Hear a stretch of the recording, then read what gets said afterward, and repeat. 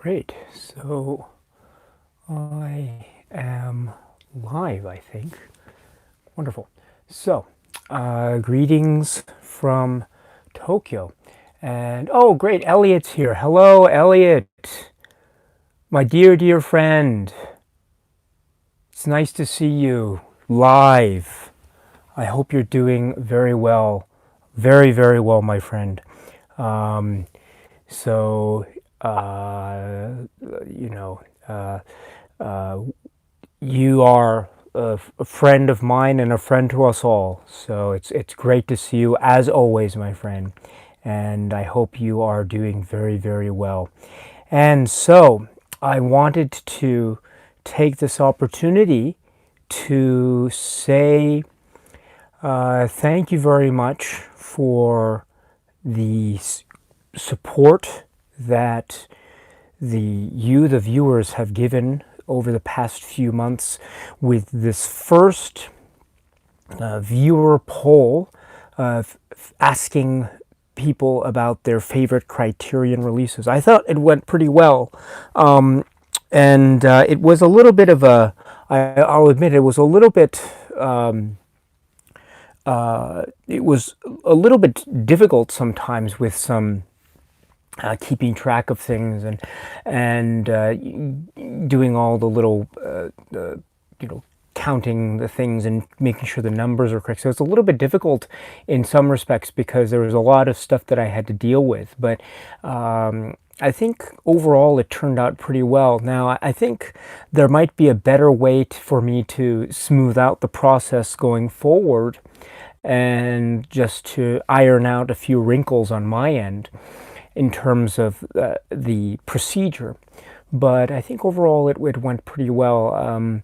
And so what I would like to do today, as a very brief thing, is to ask you, my dear friends, what do you think we should do in the future? Now, I mean, I think what we can do, for example, is I think because this past viewer poll, as I thought it was really good because it was the first time that we were doing this sort of thing. And also, because it was the first time, I wasn't, to be perfectly honest, I wasn't expecting maybe that much participation.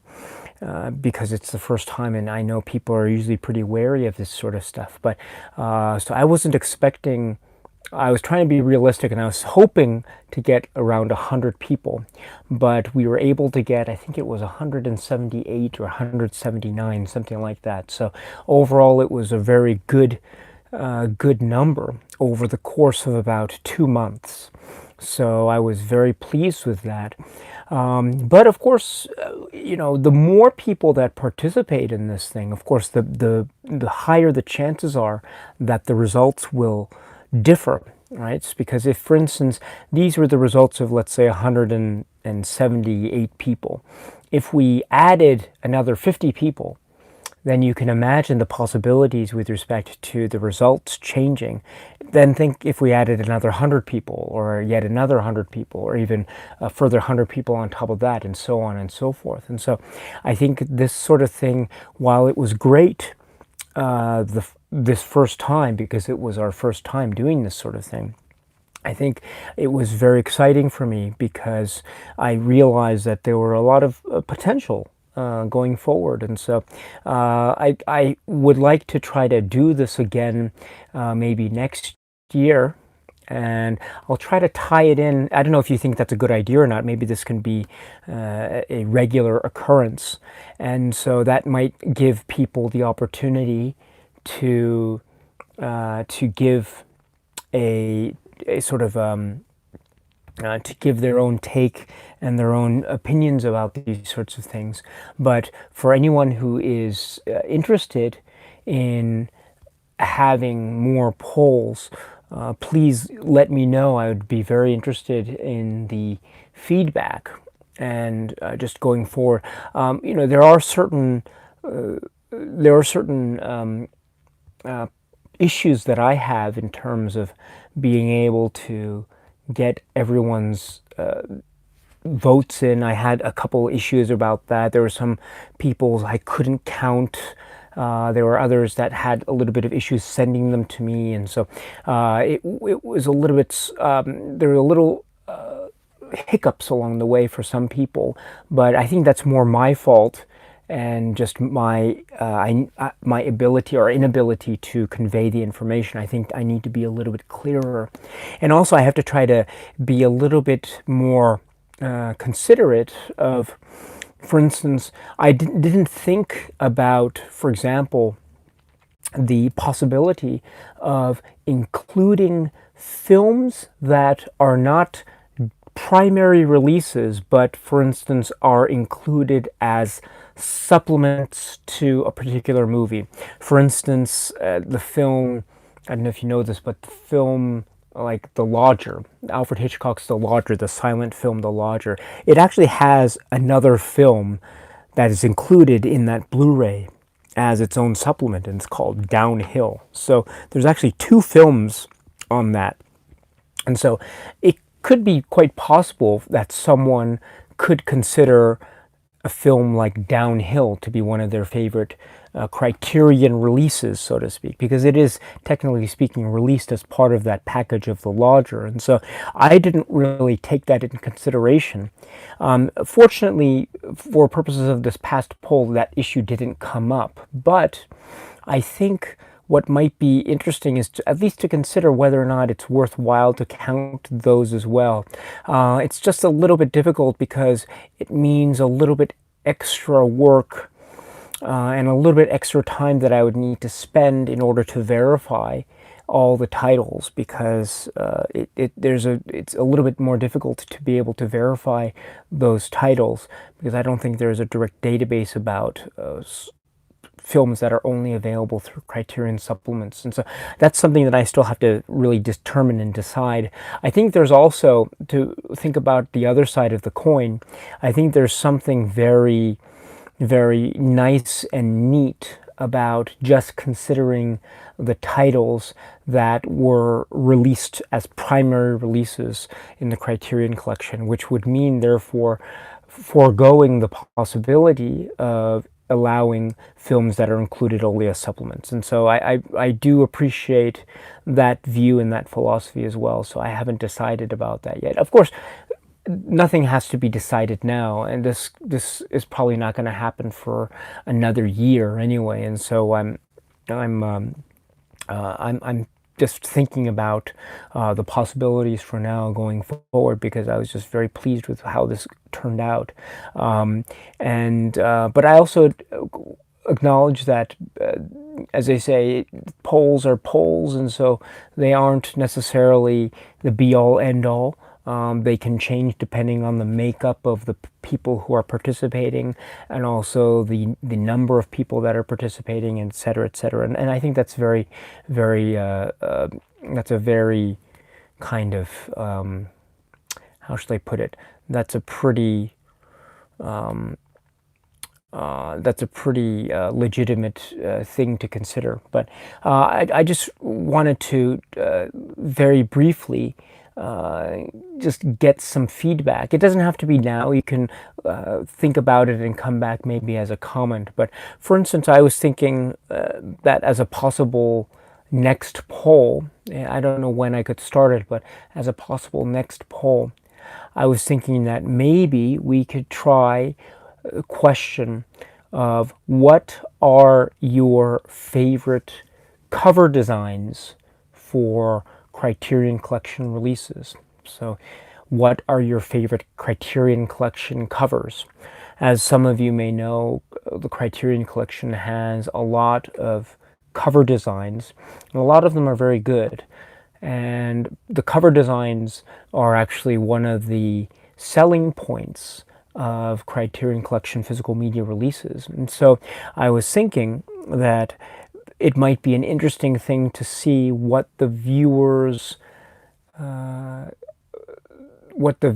tastes are what the viewer's choices are, what your choices are with respect to cover designs. And I thought, oh, that might be an interesting thing. So I don't know if you'd be interested in that sort of thing, but if you are, then please let me know, and I will certainly begin to think about that in earnest as we get into next year, 2020, and the like. But if that's the case, I was thinking something similar to what we did this past time, which was, again, maybe just asking for a limit of 10. I know 10 is a pretty unworkable number. I know people are said a lot about, oh, it's hard to limit to 10 and all that, and I really sympathize with that position. But it's just a matter of practicalities and just my own capabilities, which are very, very limited. So I think 10 is a very workable number for me. And it still can yield some interesting results. And so let's see what we can let's see what we can see with this. There are some, I think, interesting there are some interesting little peculiarities that one might consider. Sometimes there's a release that has more than one cover design, and I'd have to definitely allow that as well. For instance, if we think of the latest Godzilla, Godzilla Showa era release set, we all know that that set has artwork by different artists for the various films, and so I think it would be only fair to be able to count, for example, the artwork as a whole or artwork for an individual film within a box set, if that is applicable. So, excuse me, pardon me, I'm still getting over my cold, but these are just some considerations that I'd like to consider. Again, there's plenty of time and there's no reason to rush this. And so there's that. The other question I wanted to ask is 2 months a long enough time?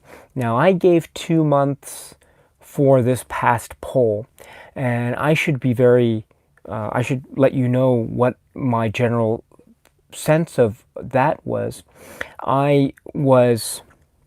I received a lot of responses during the first month.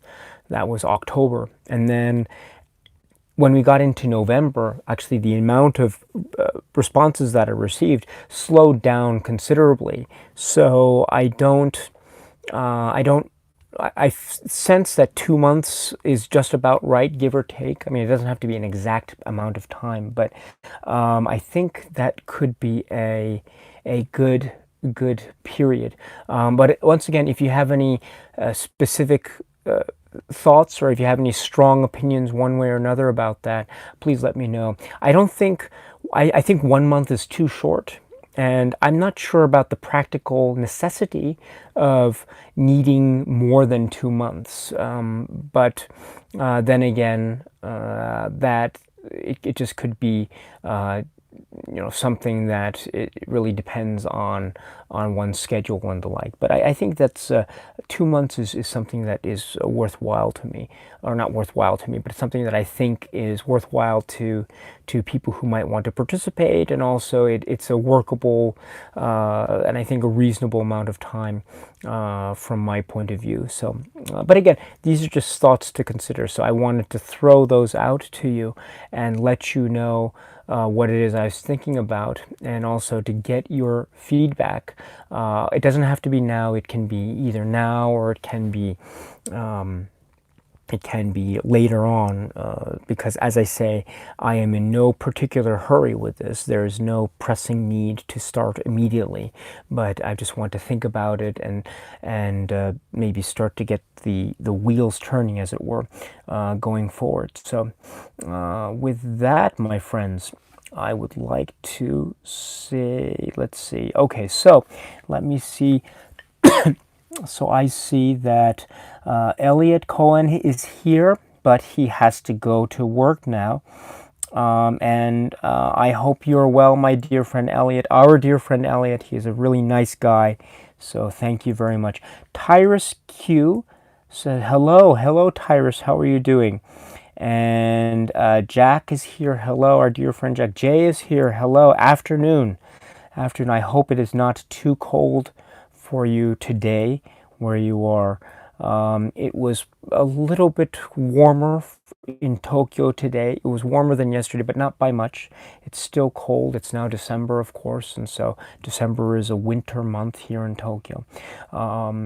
We just got over a rather long bout of cold rain, so it's now a little bit nicer, although a little bit drier. But Tyrus then says, Daisuke, I just got my first Criterion ever. Wow. Wow, I wonder what that is. And you A Brighter Summer Day. Tyrus, you got A Brighter Summer Day as your first Criterion. That is wonderful. That is absolutely wonderful. I am so impressed with that. So gosh, what was my first Criterion ever? Gosh, I have to think about that. I don't really remember, to be perfect. I'm embarrassed to say I don't really remember. Criterions have been... What was my first one? That's a good question. That's a good question. I'll have to think about that. But, oh gosh. It might have been something like... Oh gosh, what was it? It might have been like Hard Boiled or something like that. Oh gosh, but I forget. But I'll have to think about that and get back to you. But to have A Brighter Summer Day as your first Criterion, that is something to celebrate, my friend. Oh gosh, that's wonderful. Now I must ask, I don't know if you're still here. If you're gone, that's okay. But if you're still here, Tyrus, I must ask you, what was the reasoning behind your wanting to choose the film A Brighter Summer Day as your first Criterion? I mean, that's a pretty big deal. And I was wondering what it was that made you want to choose that one out of all the titles in the Criterion Collection. I suppose it could be just the strength of the title alone. A Brighter Summer Day is one of those great films in the Criterion Collection. I've spoken about it in I don't know, was it 3 or 4 videos? I think it was quite a lengthy. It was quite a lengthy conversation, even for my standards. I tend to be pretty lengthy when it comes to my videos, but that was especially lengthy for me. But I felt like the time was flying when I was actually making that video, and it was because I felt like there's so much stuff in that film, and I barely even scratched the surface with that discussion. I think that film is so complex and so dense and so rich. It's one of my favorite films in the Criterion Collection. It could be my favorite film in the Criterion Collection. It's that good, I think, and it's a stellar release by the Criterion Collection. I mean, the fact that you could see it. I mean, you couldn't. It was very difficult to see that film, a few years ago. But I think the fact that it was able to be released, and then on top of that, be released by the Criterion Collection in this beautiful version that had never been quite seen like this before, right? You could only see it in these just rather poor version visual quality. But now you can see it in this beautiful presentation, and all the way down to the light and shadow reflected off of roughly painted walls, and it's such a lovely, poetic, and oftentimes quite dark work that I think is made even more effective if one has a sort of, at least a basic understanding of the history of Taiwan during that particular time, and the relationship between Taiwan and other neighboring countries, in particular China, and also to a certain degree Japan. So, and also the relationship between the the so-called mainland Chinese population that came over from the mainland to Taiwan, and also the native population, the population that was native to the island at the time. And there is also a cultural difference that is very striking, and it's quite an important aspect to that film. And it's made, I think, visually.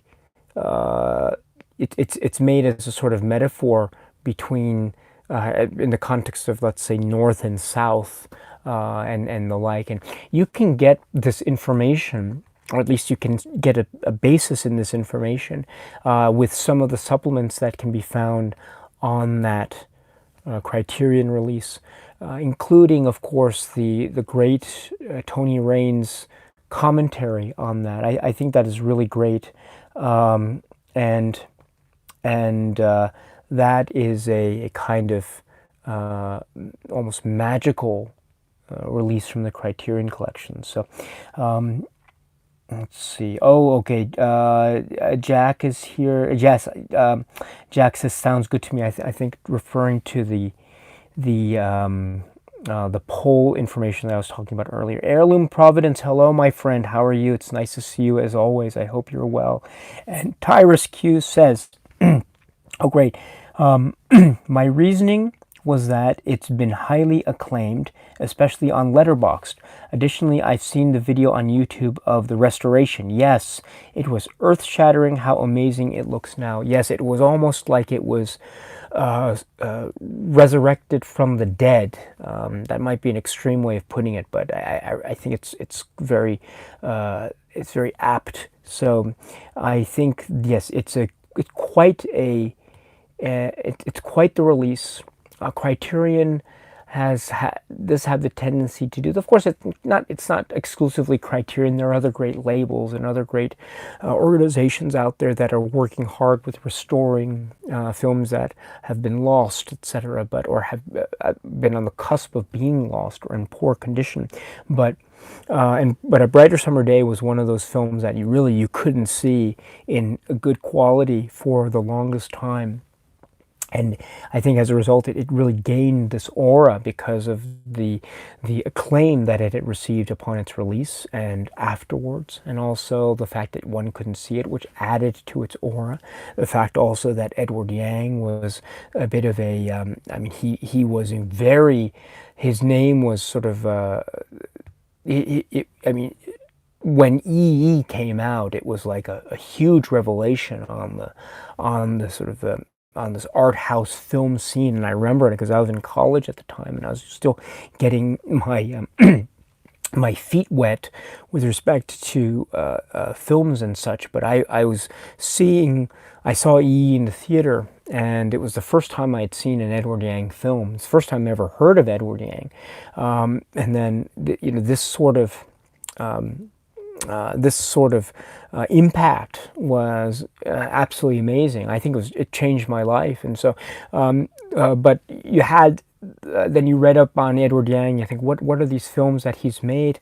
And then you read about what is considered to be his great masterpiece, which is A Brighter Summer Day, and it was never released. And so you think, excuse me, and so you think, what is this film? What is this film? How can I see it? And for the longest time, it was very, very difficult to see, but now one can see it on the Criterion Collection. And so that's one of the things I'm very, very grateful for. And not only does the Criterion Collection answer this level of anticipation that I think everyone in the film community had with respect to this film at the time, but oh gosh, the film is so good. It is so good. It goes by so quickly. The running time, which is I think about 4 hours, goes by like that. It just has this way about it. It never feels dull or slow, and everything is linked to something else. There's something that goes on here that will have ramifications elsewhere. It's like, if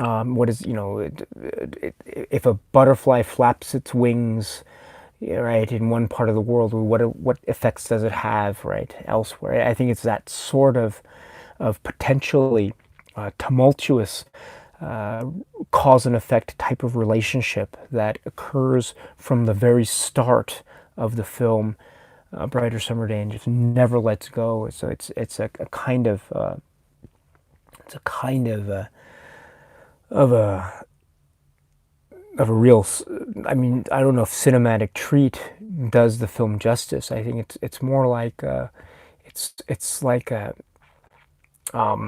it, like it has almost like elixir type properties to me, and it's so great. So I think you're in for a treat, Tyrus Q. So I'd love to hear what your thoughts are on the film. So if you don't mind, my friend, please, as soon as you see it, there's no hurry, of course, because I know it's a long film and it requires some time. But if you are, after you've seen the film, I would love to hear your thoughts about it. I think it would be so wonderful to get your impressions about that film. And of course, anyone else out there who has seen A Brighter Summer Day and wants to talk about it, I'm very open to talking with anyone about that film. I've tried to convey as much as possible, excuse me, about how much I admire that work. I really admire that work. And I'm not from Taiwan. I'm not, I've never visited Taiwan. I'm not an expert in Taiwan cinema. I'm not an expert in the history of the country and the society. But it's still something that, for reasons that I've tried to explain elsewhere, really hits me very hard. It hits me very hard every time I see it. So it's great, absolutely great. So I'm so thrilled. I'm so thrilled, Tyrus, that your first criterion is A Brighter Summer Day, and I hope you enjoy it. I'd love to hear your thoughts on it soon. So I hope you're well. Thank you. Iman is here. Excuse me. Iman to hi Daisuke, how are you? How is the cough? Not so good. You know what they say about people who cough in horror films. I don't know what they say. What do they say? Is there? I know about, like, I know about that thing in like Star Trek and red shirts. I know about that, and I know about slasher films and people who have premarital sex, or who engage in drug use or excessive alcohol use, or the like. I know about that. But is there a thing about a coughing? Is there a coughing thing in horror films? I don't know. Maybe there is. And it's eluding me because of the lateness of the hour, perhaps. But in any event, I hope it's a good omen rather than a bad omen. All Things Film, hello. It's nice to see you. I just got the Badlands criterion. Oh, great. That is great. And hello, Daisuke. Hello, All Things Film. That's great. So Badlands. So I must ask you, I wonder what caused you to want to get Badlands. It's a great film. It's an interesting film. It's rather quirky in some respects, I think, but it's quite. It has a very strong power, and I mean this in a positive way. It has a very strong power of manipulation. And so I would love to hear your thoughts about the film. It's quite challenging in certain respects, I think, but it's really, really good. And so, let's see. And Tyrus Q again. So I plan on watching A Brighter Summer Day and Studio Canal's 4K version of Kurosawa's Ran on my birthday next April. Yes, I've been extremely excited and anticipated both those films for a while now. So I hope you enjoy. Yes, so Ran, excuse me. So Ran is another one that I think the,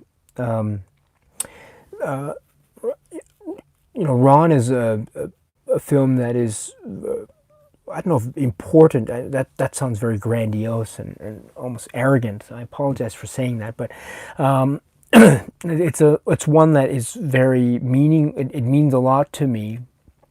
I think that film is it's quite extraordinary. Yes, indeed, it's quite extraordinary in the scope and just it's it's how should I put it? It's like it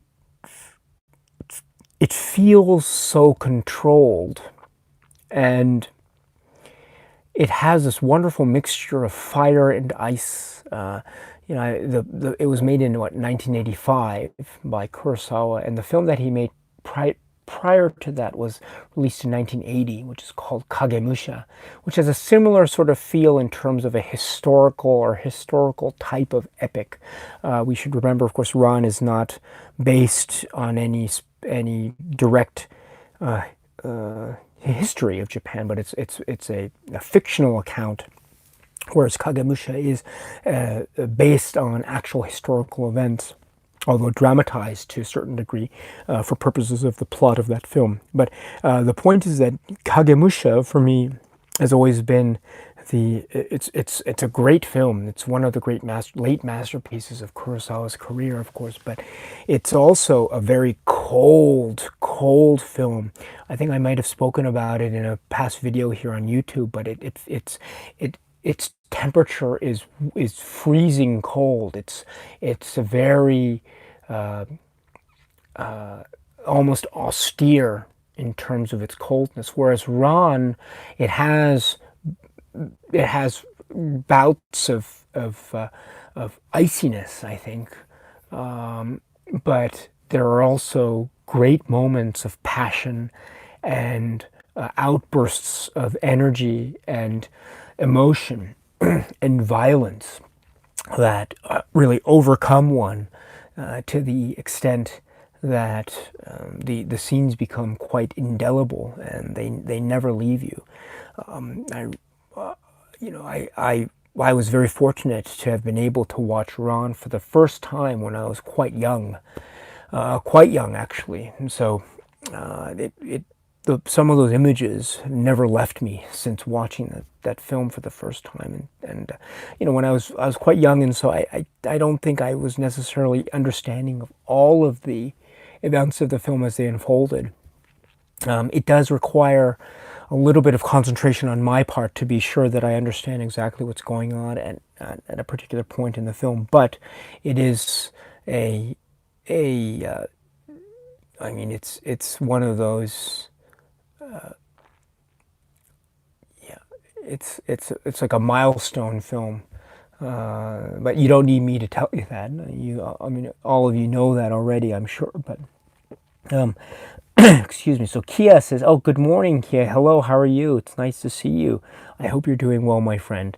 And Eman Tools again says, "Which Japanese film would be the equivalent of A Brighter Summer Day in terms of scope, Japanese history, society, etc.?" Oh gosh, that's a good question. You're putting me on the spot here. Oh gosh, I really can't say. I don't know. I have no idea. It's a little bit difficult. That's a good question, but gosh, that is a very, very good question. And it's very difficult for me to answer it. I don't know. I mean, it.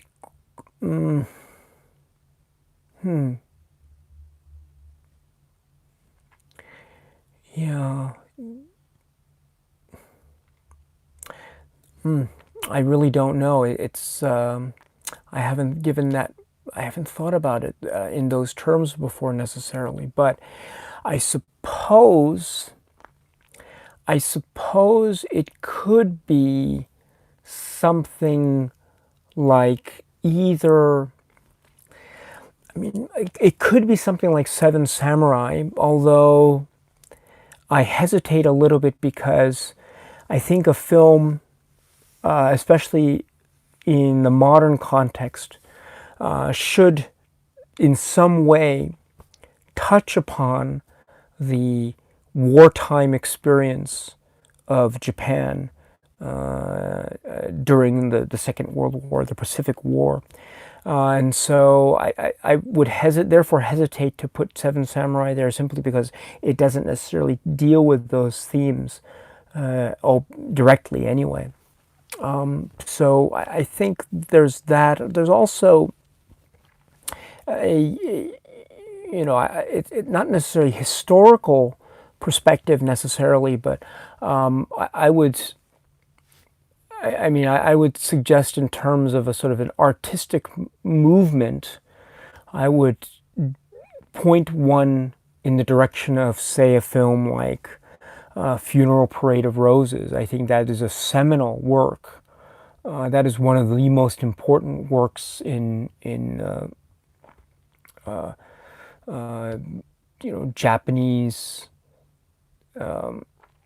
Japanese contemporary cinema, I think. I would say, gosh, what's another one? That's a really tough question, actually. I could actually say something perhaps even like, I don't know if you know the film Grave of the Fireflies. I think that is a very powerful work in that respect. I think also Studio Ghibli films have a deep resonance with a lot of people, so that those could be contenders about that as well. Although I know also that I might want to say the Human Condition cycle of films, although it's hard for me to say that is exactly, I would say, a sort of representation of some kind of some kind of moment necessarily. I mean, it's a very powerful set of films, of course, but oh gosh, that's a tough question. I might have to come back to you on that, but those are just some random thoughts that I had in my head about that. So anyway, yes, it's a good question, though. Excellent question. Jordan Timmerman, I hope I got that pronounced correctly. So hello, Jordan, how are you? Excuse me, pardon me here. Thank you so much for making such informative and passionate videos. Well, thank you very much. Thank you for your kind comment. That's very kind of you. I'm so glad you think that way. It's very, very thoughtful and kind of you. I wish I knew more, I suppose, because I'm not a film studies scholar or student. I did take some film studies classes, but I admit that I don't know if I remembered a lot of what I was supposed to remember. What is the phrase? In one ear, out the other, I suppose. But oh, thank you very much. And also, I've been just very fortunate, I think. Very fortunate to have been able to encounter just a number of these films over the course of however many years. So that's all. So, but you are very, very kind to say so all the same. And so thank you very much. I hope you're doing well, my friend. Pete, 1972, hello. It's nice to see you again. I hope you're doing well. Let us continue our discussion about, what was that, about Armageddon or something? Yes, so we can continue that on another occasion when you have the time. I look forward to picking that up. Tyrus again says, Daisuke, what is your opinion on Christopher Nolan and his filmography? He's quite unparalleled and masterful with his films, especially titles like Inception and Dunkirk. Okay, so I really like Christopher Nolan's films, and so yeah, I'm a big fan. Although I must admit, and a lot of people have come to me and have tried to convince me otherwise, and I see a lot of what their arguments are, but I admit that The Dark Knight Rises was a little bit of a disappointment. It's not a total disappointment. I like this film still, but there are some aspects that I kind of even now don't quite get as to why those certain choices were made. But I think that I'm actually looking forward to.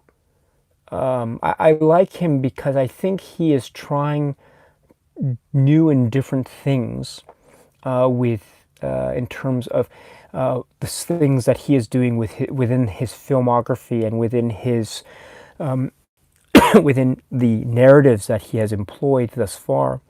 And he at first he seemed like a gimmick director, but I think he has since shown that he is far from being just a gimmick director. He is a director with a voice and quite an interesting vision.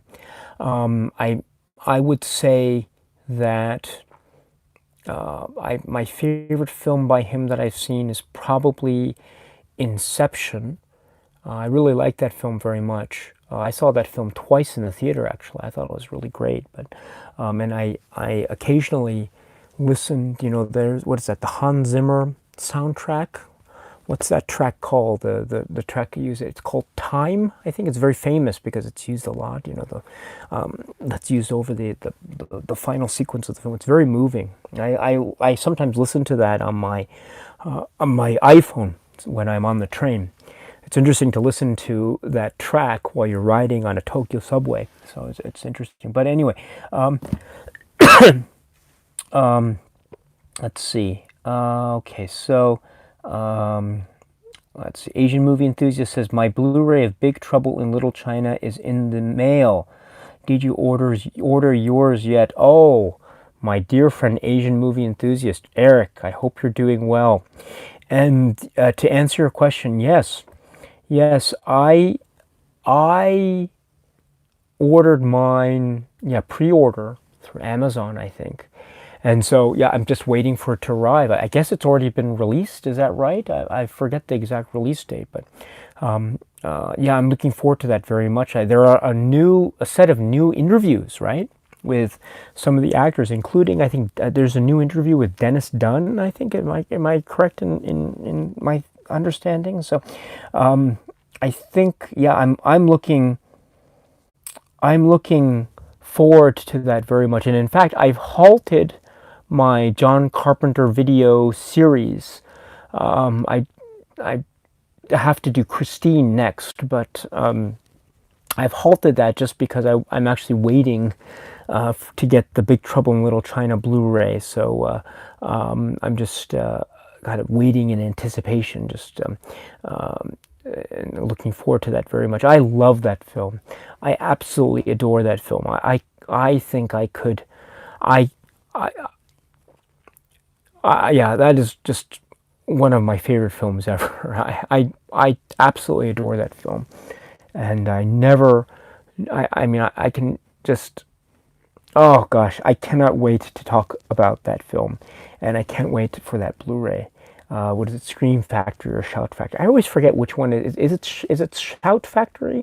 No, I'm sorry. Is it Scream Factory? Right, because it is kind of a scary film, I suppose. So I guess, is it Scream Factory? I always forget. But okay, so Tim Holm, hello. In terms of Iman's question, I am not sure if there's an exact equivalent in Japan, but for classic films, I would recommend The Human Condition. For more recent films, Hanagatami or Love Exposure. Oh, Love Exposure. That's an interesting one. That's an interesting one. I didn't quite think of that. That's a good one. Yeah. Pete 1972 says, Tyrus Q, I think The Dark Knight is easily his best, as in Christopher Nolan. Oh yeah, The Dark Knight, I saw that in the theater when it was released. I think my memory is correct when I recall that I saw that when I was in New York. And that was... it was I want to say it was one of those midnight showings. I think that was a fun time, and it was so much excitement for that film and to see it, and it was really great. There was a moment when I actually gasped out loud It was, I was like, I did that, and it was at the end. It wasn't a big showy spectacle moment, but it was actually a sort of a scene involving Harvey Dent and a little boy, and I'll leave it at that. And so I was, there's a particular moment, there's a particular thing that Harvey Dent does that I was just shocked, and I just gasped. And it was a very subtle, not even, it wasn't subtle, it was actually quite overt, but it was a very powerful moment. And it was, oh gosh. Um, and there's one moment too. I love so much the nuance of Heath Ledger, but I don't know if you remember. There's the moment where the Joker confronts Harvey Dent in the hospital, and the Joker explains his philosophy about,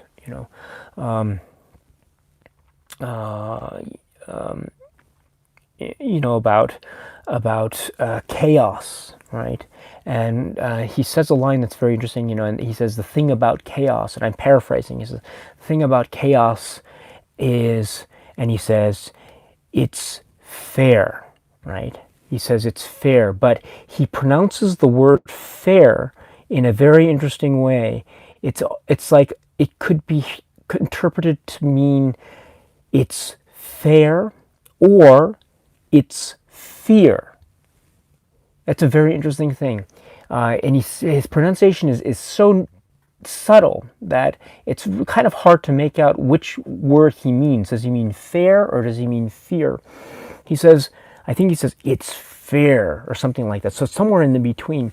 And it's interesting too, because I think the Japanese, the Japanese Blu-ray that I have, when you turn on the Japanese subtitles to that particular moment, it actually, the subtitles actually translate that word, he says, into the word fear, not fair. I think in the context of the conversation, I think it makes more sense if he says it's fair, as though, in other words, chaos and the effects of chaos. The thing about chaos is that it's fair. It doesn't have an agenda. That's the point. And so that's what he's trying to use in order to appeal to Harvey Dent's base instincts, so to speak. And so it makes sense that he's meaning to say it's fair. But it's interesting that I think the Japanese subtitles translate it to be it's fear. Now I wonder what that word is for English subtitles. I've never looked at it in the closed captioning, but or English subtitle version. But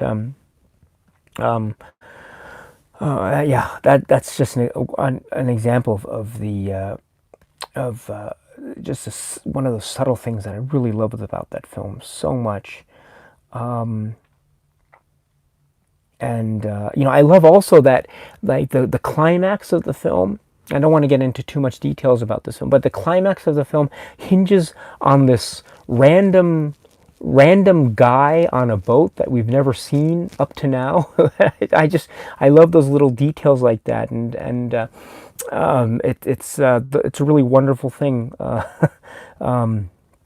And yeah, so let's see. So Nazrin Prod, hello Nazrin Prod, how are you doing? So too busy watching your video on Godzilla Showa era rankings to watch your current live stream. Oh, that's very kind of you, my friend. I hope you enjoy the ranking. And yeah, I think that might be something. Yeah. I don't know if it's worth. I don't know if my ranking is worth anything, but I hope you enjoy it. That's for sure. I hope you enjoy it.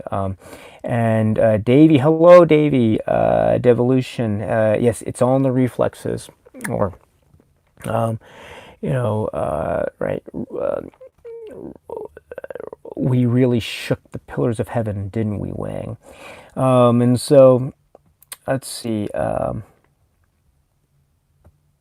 Adieu. Hello, Adieu. I think this might be the first time we're speaking. If so, it's nice to meet you. I discovered Tsui Hark recently. Oh, great.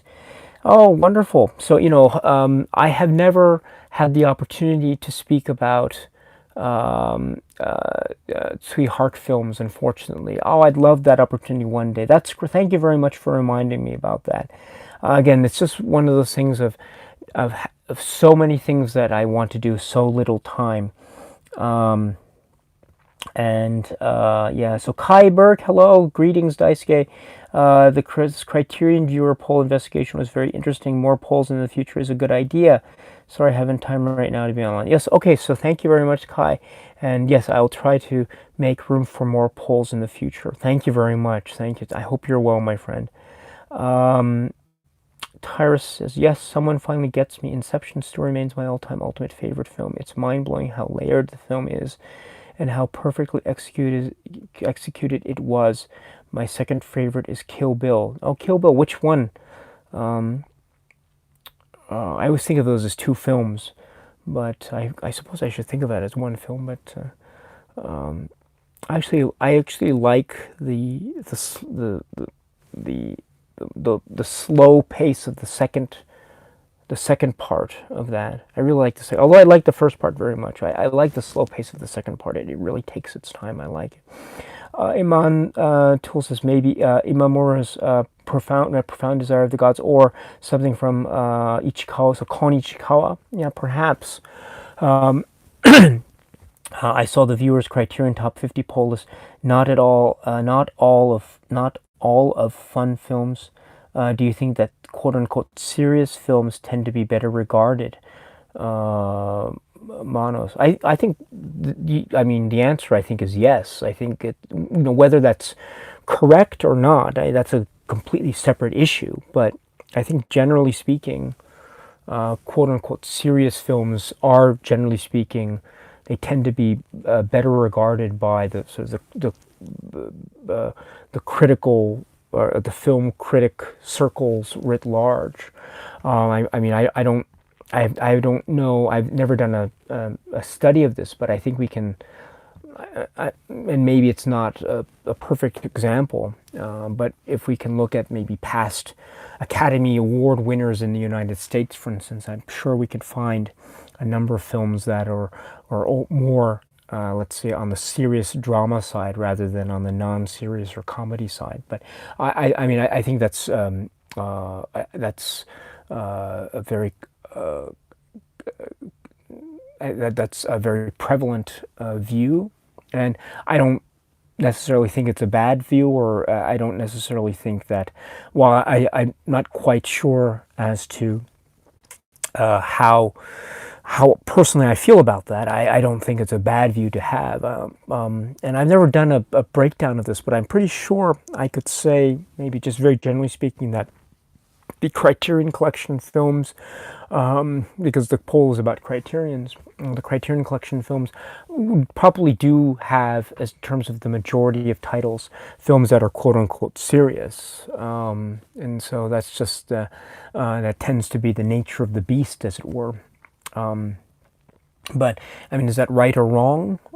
Again, that's a totally different issue. But, I mean, one of the things I always try to convey to the best of my ability here, of course, is that I always believe very dearly and very greatly in having as large a tent as possible with respect to quote unquote worthy cinema. I think anything that is generally good, is worthy cinema, and so I mean, and what that means is that doesn't mean serious or non-serious. It doesn't mean it has to be drama or non-drama. I mean, it just means if it's good or not, and I think that's a completely subjective thing. But even discussions that are based almost entirely in terms of subjectivity are still worthwhile discussions to have, because they at least provide some kind of ability to find connections with other people, I suppose. But it's, again, I haven't done any serious study about that, and this idea of seriousness and non-seriousness. The poll isn't quite well, actually.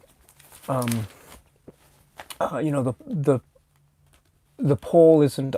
It's not necessarily while I was very happy with the number of people who participated, I should also say that it is also polls can change depending on the number of people who are participating, and so I'm perfectly, I perfectly understand the possibility that if, let's say, 200 people participated or 300 people participated, it might have made completely different poll results. So it really depends on who participates and what he or she has in terms of what he or she likes in terms of film taste and the like, and it really all depends on who participates and stuff like that. So, and I'm perfectly, I'm perfectly willing to accept the possibility that the poll results will change if this poll were to be re-implemented once again, let's say the same time next year. So, which is one of the interesting things about the poll to begin with. So, anyway, yeah, it's an interesting question, very interesting. Iacona 23, hello. You could do variations of polls where you could list choices in the description and then ask the viewers to select from those choices or to rank those choices. That's a possibility, I suppose, to make a certain selection. But there's an interesting thing. Like even my making selections, I think, involves a certain bit of choice on my part, and I think the fun thing about the poll for me anyway, this past poll, was the fact that I was pretty much a passive observer more than anything else, and so I really enjoyed that, and I really that is actually quite valuable to me, and in terms of getting to know more about you out there, right? It's, as I say, it's sometimes not so easy for me to get to know as many of you as I would like to, right? It's right. I'm actually right. I'm talking to you through the computer, of course, and you're very kindly making comments here, and I'm very grateful. And we talk through comments and stuff. But I'm sitting here in front of my phone, and it's just me in the room by myself. I'm just talking to my phone in essence, and so it's a little bit hard for me sometimes to connect and to get a sense of who you are, which is I think the nice thing about the poll, excuse me, for me, which was it gave me the opportunity to get a sense as to who you all were and what kinds of films that you were interested in, at least in the context of the Criterion Collection. And so I think it's certainly very beneficial for me to try to set up something where I am a kind of passive observer and getting a lot of information. But I think what you're suggesting also is certainly a possibility, an idea, and I think it's a very good one. Let's see. Tyrus Q, maybe we get a video on the Godfather trilogy and your opinions. I mean, I that's a very thank you very much for asking. I suppose it's possible, but again, I can't. Excuse me, I can't. I usually don't make any promises. I admit that unfortunately, I don't necessarily review. I do sometimes, but for the most part, I usually while I'll usually review films just kind of based almost on my mood, so to speak. And so I get a lot of great suggestions from people, and the Godfather trilogy is a great suggestion. I love the Godfather trilogy, but it's just a matter of my mood more than anything else, if I'm up for doing something. And I mean, unfortunately, time is very limited, and so there are many other things that I want to try to do, but and just not enough time. If I had more time, it would be great. But oh gosh, yeah, the Godfather trilogy though is I really love that very much. I mean, I've spoken about the Godfather films maybe very briefly in passing, but I really love those films. I really do. Um, gosh, I remember, I what, gosh, I I had there was a moment in my life where I could do the Godfather dialogue like from beginning to end, almost without interruption. It was really great, and even now, sometimes when I'm talking to people, sometimes I'll say, I talked to this guy, but I won't say talked, but I'll say I talked to mimic Mo Green, and sometimes I'll emphasize the word talked the way he does. I talked to Barzini, and so far, of all the people I've met in person and where I've used the word talked in that Mo Green sort of way, so far no one's caught the joke, or at least if they have, they haven't told me about it yet. But maybe one day, if any of you and I meet in person, and in our conversation I happen to use the word talked, but I say it in the Mo Green way, like talked, then, and if you let me know, that will make me very happy indeed. So anyway, let's see. Pete 1972, I understand this is very random, but what are some of your favorite genres of music? And is there any particular decade of music that you are most fond of? Oh, that's a pretty big question. If you don't mind, maybe I'll leave that for another day. It's a little bit, yeah, I could go on forever on that one, but it's a great question, but I'll leave that for another occasion. Please remind me again about that, but yeah, my musical taste isn't actually that good, but there are some, yeah, oh yeah, I'm just gonna, yeah, I'll stop myself now. So, let's see.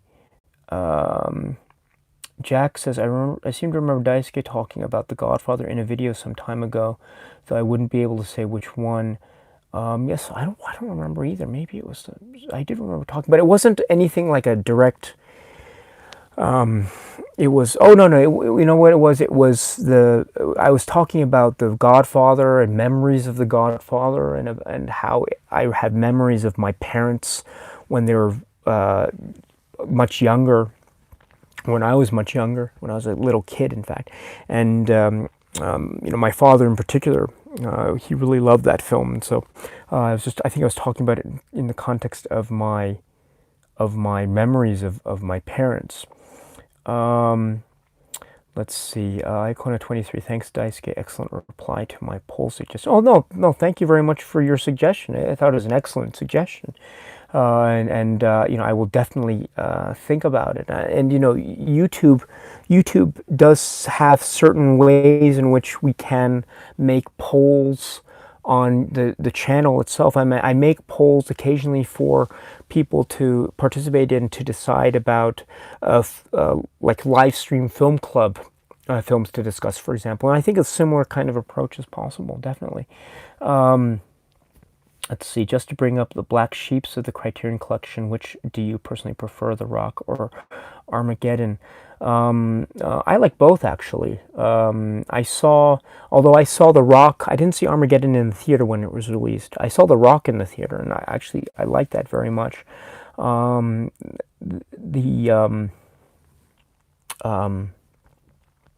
Yeah, I think that I probably would have to give points to The Rock, simply because of Sean Connery.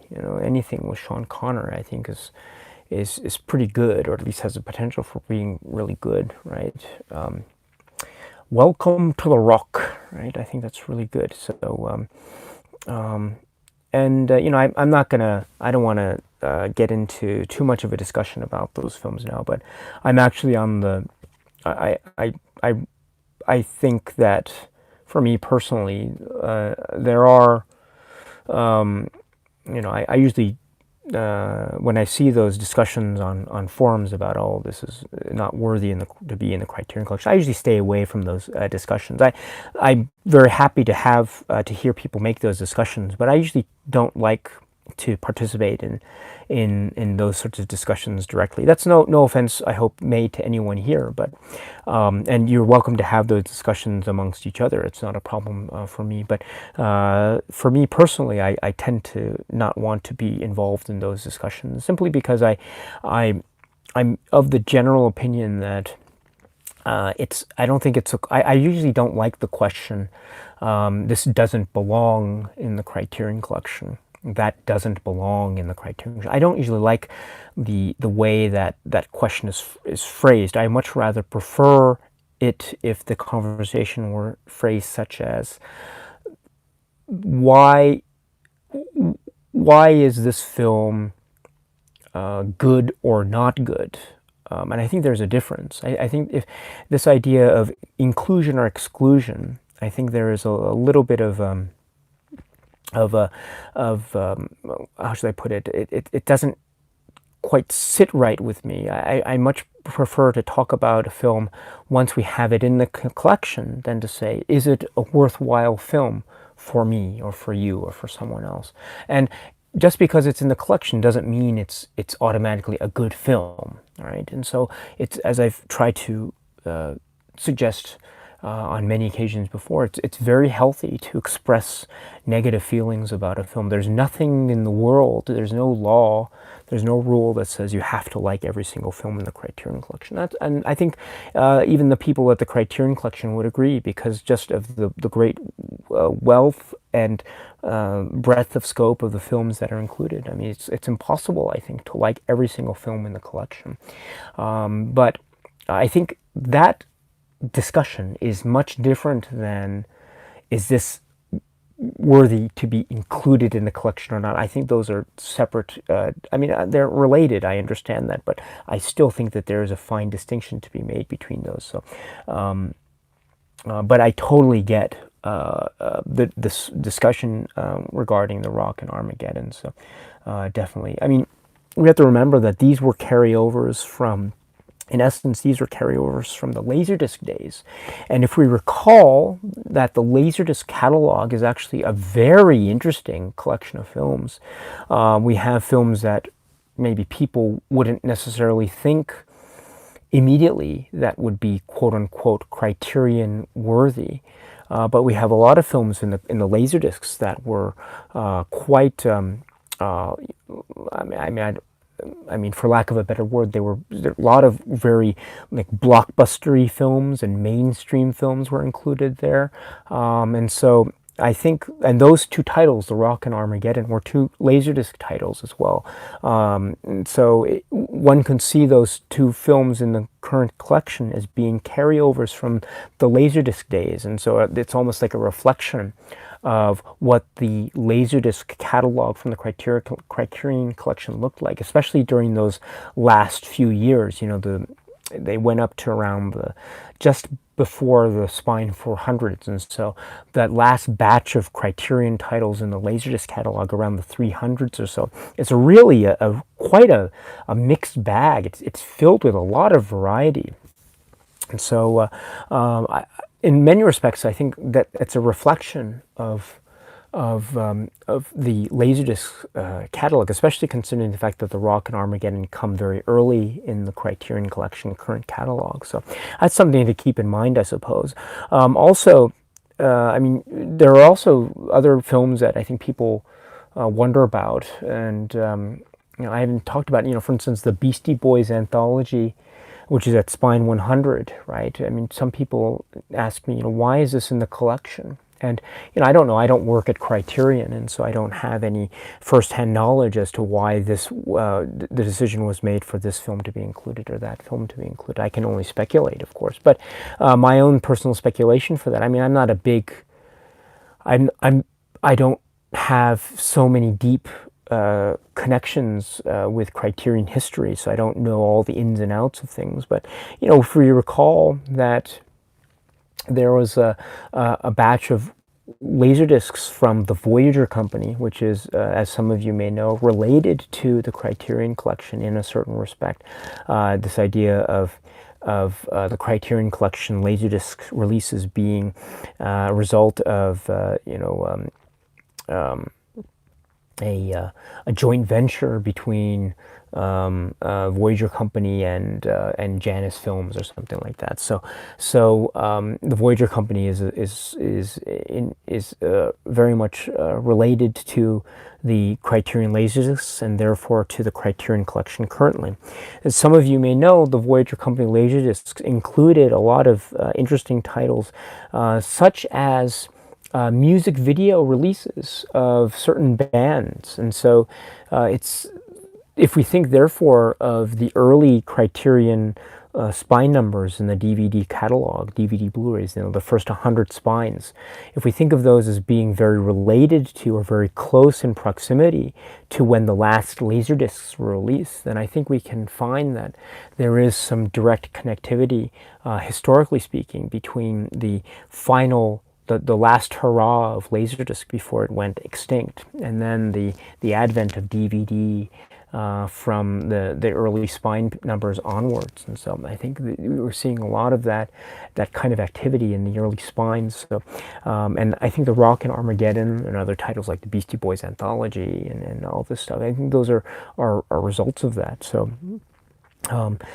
Which is just to say that it feels like it's a little bit there's something more to the decision of including those films, and I think it has to do with why they were included in the Laserdisc catalog to begin with. And if we think if the Laserdisc catalog is very it is itself a kind of peculiar thing, and some of you may know this as well. The Laserdisc Criterion Laserdisc history is one of the most peculiar parts of the Criterion history ever. It's so difficult to figure out why certain decisions were made.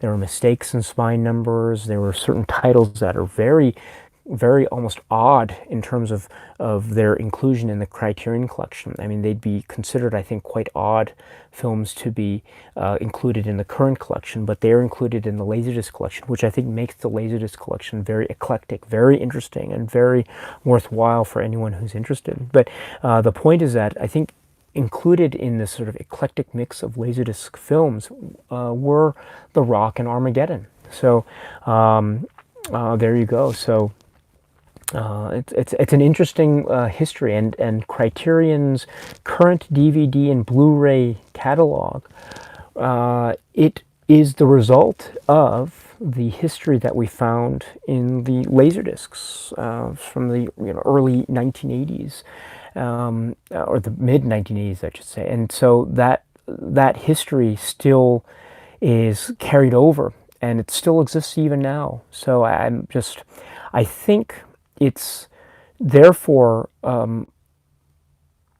for me anyway, it seems like it's a little bit, it has more to do with what was available in the catalog at the time, and also what were the options in terms of being able to release titles that were on Laserdisc already or that were going to be on Laserdisc concurrently, and this sort of thing. So and then there's also the issue of the quality of the films, which I was trying to allude to before. But I think there's that. So, and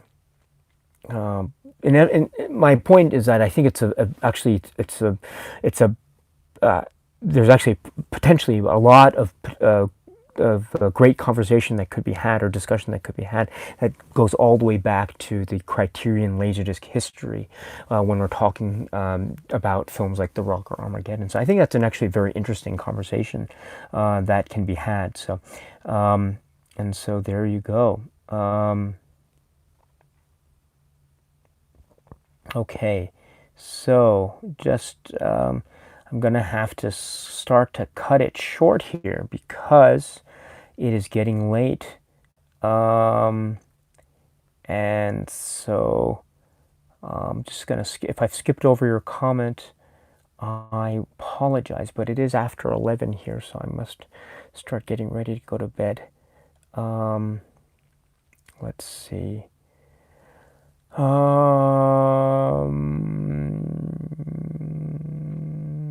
Heirloom Providence says, can't help but point out the Diamonds of the Night Criterion in the back. Yes, you aren't the only one.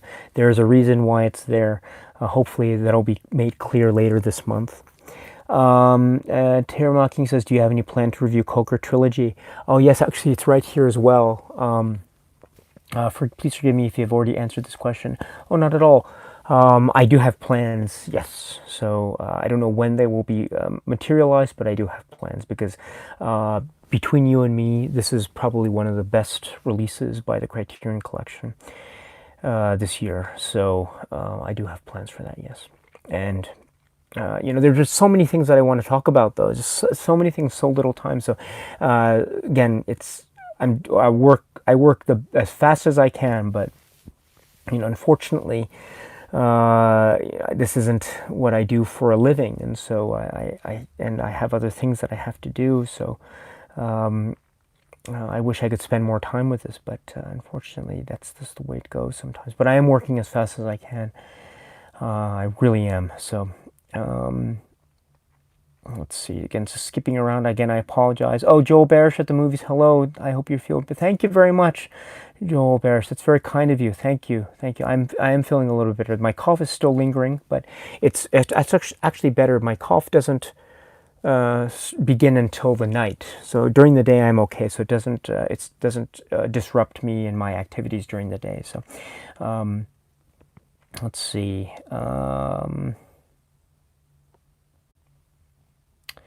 Let's see here.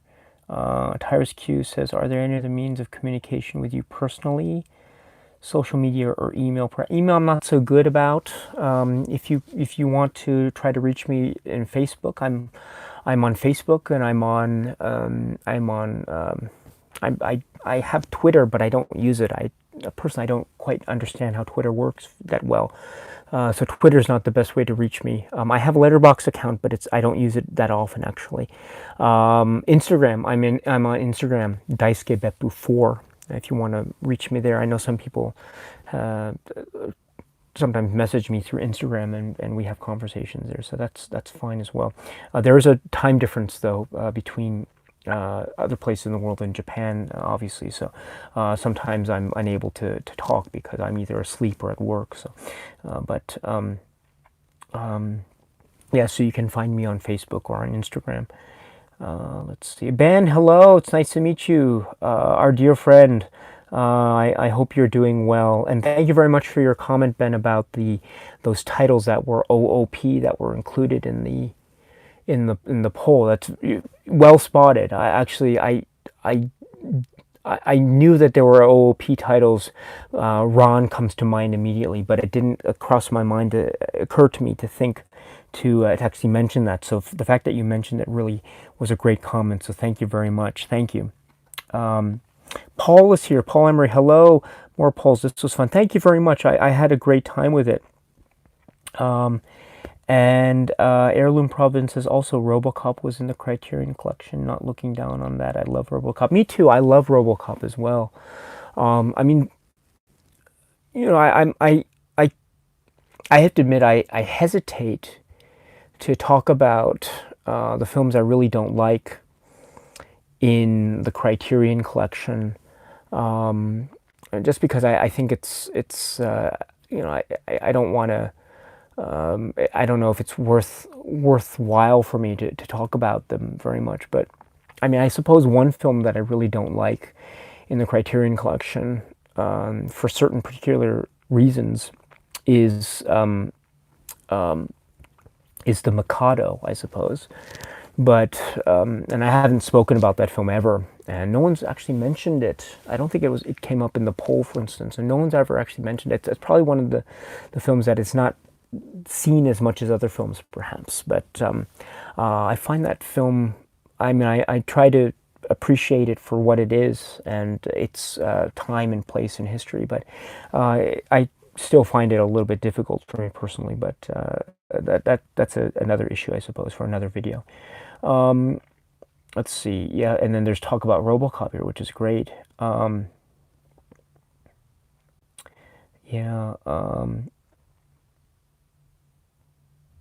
Yeah, poll listing viewers' favorite comedy films of all time would make for a fun idea. Yeah, Davey, that's a very good question. That's a very good suggestion. Thank you. Yeah, I'm trying to think how I would be able to handle. I mean, polls are actually they're a lot of fun, but they're also a little bit of work. So it's I mean, but it's a good idea. It's a good idea. But definitely, I don't know if I'd be able to do it this month, but maybe sometime, maybe next year. Again, next year, what is the phrase in Scarface, right? The world is yours, right? So, let's see. Okay. Paul says, "Do not put pressure on yourself. I want you to enjoy yourself." Well, thank you very much, Paul. That's very kind of you. Thank you, thank you. I am. Let's see. Tim Holmes says, "I recently saw The Mikado on the Criterion Channel." Wow, that was awkward. That was awkward to watch. Yeah, it is. It's. I mean, I should. I speak about it now, and I haven't given much chance. I really should try to give it another chance, perhaps. But and anyone out there who champions the film, great. I would love to hear your your take on the film, and that would certainly help me to hopefully better appreciate the film. As I say, it's not worth looking at the film necessarily from a certain contemporary perspective, considering the fact that it was made in a time that is not contemporary. So I completely understand that approach, but there's still something a little bit off about that. And Tim says, "Yeah, do you like Topsy Turvy?" And actually, I do, but I don't like it as much as other Mike Leigh films. And it's actually I would say it's while I like the film, it's the film of Mike Leigh's that I like the least. And I think it has to do with the fact that it's very hard for me to connect with the characters in the same direct and intimate way that I feel like I can connect with the characters that appear in other films like Secrets and Lies or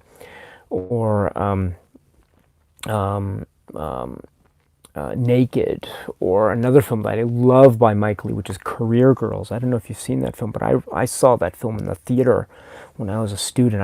I must have seen that so many times in the theater. I love that film. Life is Sweet. I love that. Oh, Life is Sweet. I love that film so much. But Topsy Turvy is the one that I think I like the least, even though I do like it. Yeah, that's an interesting duo of films there, Tim, that you refer to. Very interesting set of films.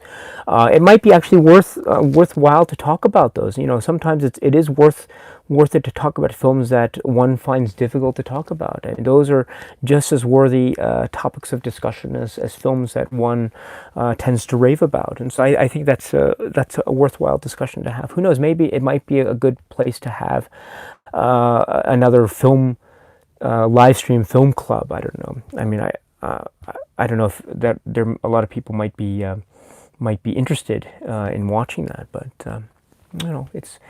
it's definitely something worthwhile to think about. There are a number of other films that I don't like in the Criterion Collection. I haven't spoken about them, but I do.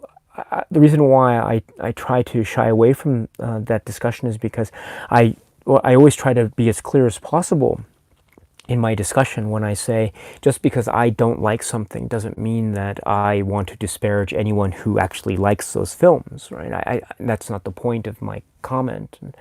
I don't like to feel like I'm disparaging anyone because I don't mean to, and that's not my intent. It's just that's how I feel about the film. And my relationship with the film, my feelings vis-a-vis the film, that's it. But that doesn't affect your feelings on the film, and you can love the film, and I can respect and admire your love for that film, if you know what I mean. And that might even rub off on me, and that might make me look at the film in a different light. So I'm perfectly fine with that. But for, sometimes with this YouTube thing, sometimes it's a little bit hard to get my comments across in a clear way. So I think that's one of the reasons why I've tended to avoid those topics. Just because I don't want to create any unnecessary miscommunication. But there are a number of titles. There are a number of titles in the Criterion Collection that I don't particularly find myself drawn to as much. One of these days maybe I should talk about those. But again, it's sometimes a little bit difficult because it just. I try to be as I try to be as open-minded as possible, but it does, videos like that or comments like that do tend to attract certain types of comments, and so I don't. It's that I try to be as open-minded as possible with comments, but once in a while, it sometimes can be a little bit difficult, and so I tend to want to avoid any kind of unnecessary confrontation.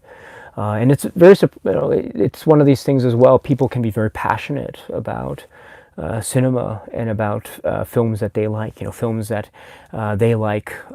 If I don't like certain films, then it's somehow a blemish or something like that. But I try to be as open-minded as possible about that, and and the pendulum swings both ways, of course. Any film that I like, I always have to listen to people who don't like those films, and I think that's a very fair thing to do. That's very healthy for me to listen to. It means that I can live, hopefully, a little bit outside of my own bubble. I don't think it's good for me to be always inside of a bubble for me. And films are. I always like to think that a film is the product of a human being or human beings, and human beings that have complex human natures, right? Because human nature and the human condition is complex, and so if that's the case, then therefore it should be obvious that any films that result from that should themselves also be just as complex and just as nuanced. So, therefore, on that basis, it just stands to reason that any film can result in different reactions from different sets of people. So, and I think listening to those different sets and views is very healthy for me and very interesting to me. So, I always like that. But it's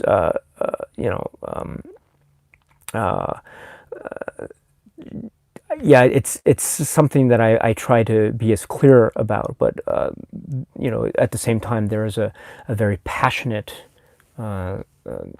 film-loving community out there, and so it's how should I put it? It's once in a while it can be a little bit much for me, but I think those moments are few and far between, and I think it's much more beneficial for me to speak about the other films, because, as I mentioned before, there are so many other films, so many other films, too many to count, that are on the docket, so to speak, that I want to talk about, and those are overwhelmingly outnumbering the other films that I might not necessarily be excited for and might not necessarily be that excited to talk about. So the films that I really want to talk about they're actually quite plentiful. So, but it's just a matter of finding the time to do this. So because there's a limited number of hours in the day, I want to try to focus more on those. That's been my general approach ever since I started this YouTube channel. A year and a half ago, I suppose. So it's that's the general approach. But as I have said on other occasions as well, expressing negative opinions is very healthy, and it should be done more often. So as long as it's done in a way that it can be done in any way. But I always feel like if you want to convince someone else of your view, then you have to think about the way in which you approach negativity and negative views, which, as I say, are equally as valid. But I think there is there are certain ways in which we can express our negative views and still hopefully try to get a conversation going. So, and that's still something that I think I'm trying to deal with on a daily basis, trying to figure out how I can better express myself in terms of how I feel about certain works and the like. So it's a continual learning process for me as well. Every single day is a learning process. So, yeah, that's where I am. So, okay, so I will be starting to get going. So, let's see. Just Daeg Films, I hope I get that pronunciation correct. Just finished the Criterion Top 50. So thank you very much. I hope you enjoyed it. Dennis, hello. Hello, it's nice to see you. And you just got a package from Arrow. Oh, great. I hope you enjoy it. Wow, Arrow is a great label. If I had more space and more bills in my wallet, who knows what these walls would look like. I mean, they might be more adorned with Arrow titles than Criterion titles. Oh well. Yeah, that is one of the great labels. Arrow is really great. Really great. So anyway, my friends, sorry for this. I am rambling, so I will just wind down this chat. It is getting late where I am. It's almost 11:30 in the night, so I have to go to sleep soon. And so I want to say once again, thank you very much for your time today. I apologize for the impromptu nature of this live stream. I tend to do this. It's just my my one of my poor habits I should try to cure, but oh well, c'est la vie and all that. So anyway, thank you very much again, my friends, for your time and your comments and your questions. They have been really quite good. I'm sorry if I didn't get to everyone's question or comment. Please forgive me, but maybe we can talk about those topics again on another occasion, hopefully very soon.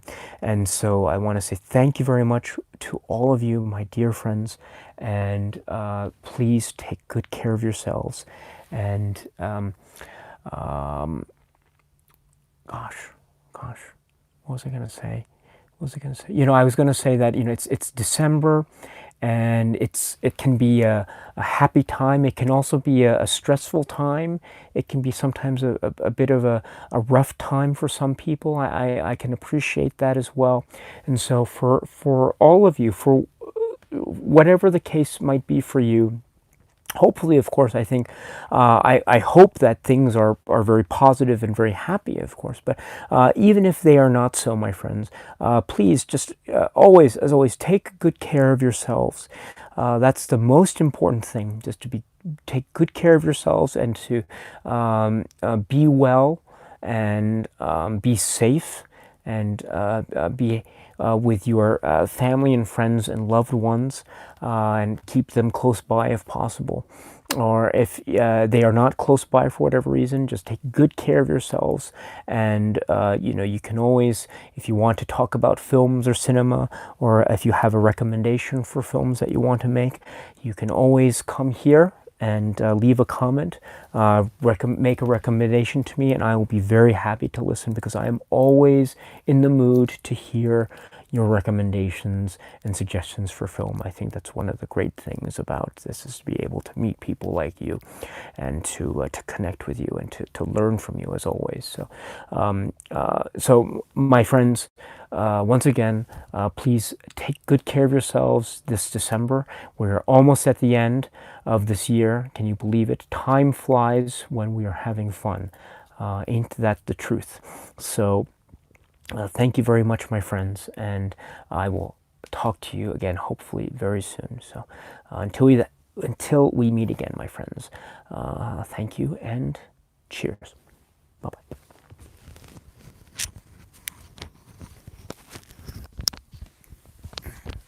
Okay, so that's it for me today. So thank you very much, my friends. Sorry for the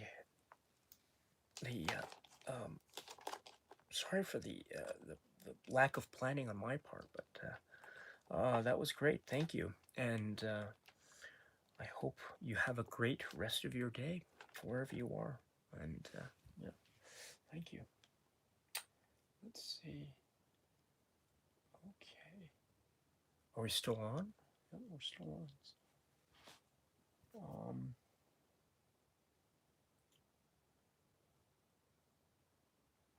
maybe I should watch The Mikado now. I said I have some time. I'm that maybe I should give it another chance. So I think I will. What I will do is I will go watch The Mikado and see if I like it any better. And if I do, I will report back to you again very soon. So anyway, thank you very much, and take care, guys. Bye bye.